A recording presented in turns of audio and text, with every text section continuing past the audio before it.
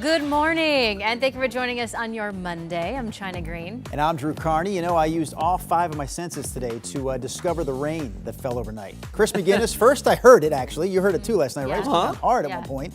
Then I smelled it. Okay. Then I went outside to drive to work. I saw it. Okay. Then I touched it on my windshield. And then I licked it. Did you drink it? Licked the windshield. You licked the tasted windshield rain. clean. It was so unique. We haven't seen a rain like this in a while, Chris. And you got the minerals from the road Yeah, drive whatever. on the- yeah, that's good. So you're getting some nutrition while you're at it as well. Yes, rain, one of the big stories this morning. A third of an inch of rain at PDX. It looks like the rain has shut off there. We've picked up about 4/10 of an inch downtown. And right now, if you're watching us, south of Interstate 84, south of Highway 26, and especially along I-5 through the Burlingame area, yes, it is raining there right now. Here's the progress that the rain has made over the last 3 hours. Again, that batch of rain, this is pretty much the back edge, we think, as this continues pivoting off to the south and east. But yeah, Tiger, Tualatin, Lake Oswego, Westland, you're next in line to get a nice healthy shower here over the next 45 minutes. And then I think that's going to do it for the day. We do have some rain falling out in the East Gorge. That's good news, of course, there. I mentioned rainfall amounts since midnight. These are unofficial, but downtown here at the KGW News Studios on the west side of 405, we picked up 4/10 of an inch of rain. All right, we can already see the sky starting to clear off in the distance. That said, it's 58 with some light rain now being reported again at the airport. The rain wraps up before 9 o'clock, and then by lunchtime here, I've got the sky clearing out with temperatures eventually inching the upper 70s. We only made 70 yesterday with the clouds. Today will be warmer once the sun comes out. All right, let's get you out the door with a look at the roads. We start off. That road earlier this morning was soaked. That is I-5 up in North Portland. The road beginning to dry out there, but elsewhere we've got some sogginess there. So just watch yourself. Anytime we get rain after a long dry spell, that could make those oily patches just a little extra slick. So just give yourself a safe following distance, especially this morning. I-5 through the 217 interchange, still zipping right along at a speed limit clip. So I don't have any major freeway trouble out there just yet. A reminder, though, with the ongoing firefighting efforts in the East Gorge because of the Bourdogne fire, SR 14 remains closed from Bingen to SR 142. So through Klickitat County, SR 142 also closed because of that firefighting effort. To get through there, Interstate 84, obviously on the Oregon side at this point, is your traffic solution. Drew, China. All right, thank you, Chris. Let's go to our top news story here at 6 o'clock. 7 separate fires sparked Sunday morning, all of them in one Northeast Portland neighborhood, and fire investigators are calling them suspicious. The Sunrise reporter Thomas Schultz joins us live from Irving Park. So, Thomas, what specifically was lit on fire here? Well, guys, we're talking about tree stumps, garages, and even trailers that were burned, forcing Portland Fire and Rescue to respond quickly to several different fires. Now, the initial call came in around 4 o'clock in the morning on Sunday around Northeast 7th in Fremont. Portland Fire and Rescue says additional fire crews were called in to help extinguish the fires because they happened so quickly in such a small area. We spoke to Gustavo Ramirez, whose trailer burned in one of those fires. He says he woke up to someone knocking on his door, telling him his trailer was ablaze. Ramirez paints houses and kept some tools in that trailer.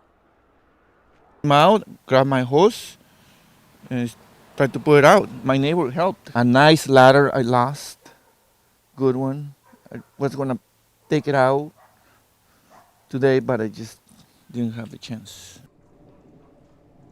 And he wasn't the only one who lost things. In the surrounding area, other property was torched as well, including a separate trailer and a couple of garages. Now, while Portland Fire and Rescue investigates, they are also asking for the community's help. Anybody with pictures or video from early Sunday morning who lives around here in the Irving Park area is urged to get in contact and maybe share those photos or video with Portland Fire and Rescue.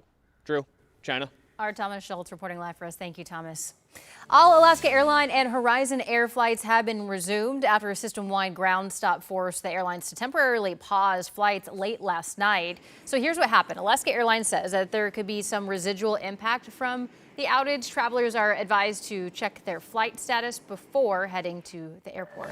All right, police are investigating a deadly shooting that happened over the weekend in North Portland. It happened around 11 o'clock Sunday morning near McCoy Park in the Portsmouth neighborhood. We spoke to a woman who didn't want to be identified, but she did tell us that she tried to help the man who was shot by performing CPR.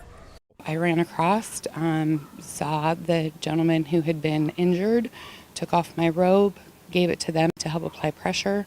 We did CPR to try to help the gentleman. Portland police told us one of their officers also tried to save the man's life, but he died at the scene. According to KGW records, this was the 4th homicide in Portland in the span of 4 days and the 24th in the city this year. Meanwhile, in Southeast Portland, police found a woman stabbed to death inside a home on Saturday afternoon. When officers arrived at the scene near the intersection of Southeast Foster Road and 143rd Court, they also found 5 young children inside that home. They were not injured. Police say the suspect was eventually found and arrested a few hours later in Vancouver. Investigators are still working to determine the connection between the suspect, the woman who was stabbed, and those 5 kids. In Northwest Washington, people in Port Angeles and Sequim can run their water again after an hours-long do not drink order. Officials say that they were worried that the water was contaminated by a gasoline spill after a fuel tanker rolled over and crashed into Indian Creek, spilling about 3,000 gallons of gasoline and diesel. That creek feeds into the main source for Port Angeles drinking water. The spill was also a major setback for a nearby tribe. We have worked for decades on restoring the resources of what our ancestors had worked on for many generations to bring back our salmon runs. During recovery efforts, many juvenile salmon were found dead. The company that owns the tanker says they're investigating how the crash happened. Just over a month after graduating from Clackamas High School, basketball standout Jazzy Davidson is showing off her skills on the international stage. So she helped lead Team USA's under-19 team to an 88-76 win over Australia in the gold medal game of the FIBA World Cup. She had 21 points, picked up 6 rebounds, grabbed 5 steals, had 3 block shots. She really filled up the scoreboard. She averaged about 14.5 points a game during this tournament. Next stop for Jazzy, freshman year at USC.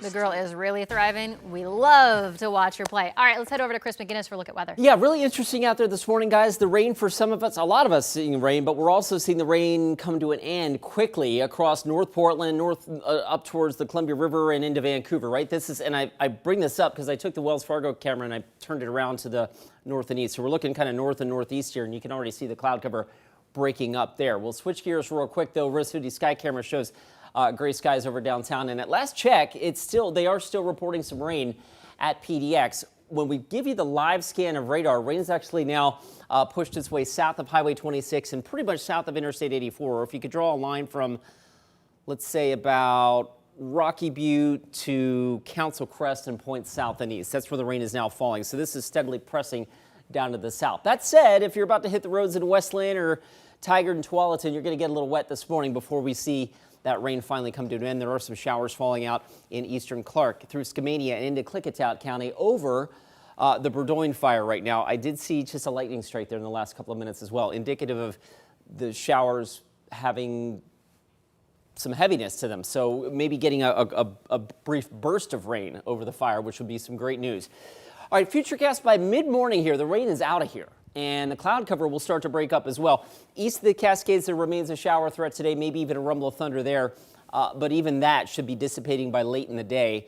We'll roll the clock on futurecast into tonight. The sky clears, and we are back to our regularly scheduled warm, dry July weather pattern. I've got Portland eventually getting up to about 79 degrees today, so rain over before 9 o'clock in the metro area. And then sunshine returning this afternoon with highs inching their way into the upper 70s to near 80 degrees. We'll dial up the temperature a little bit more as we go to tomorrow, 86, 90, the hot day of the week. And then we cool it right back down as we head into the weekend, guys.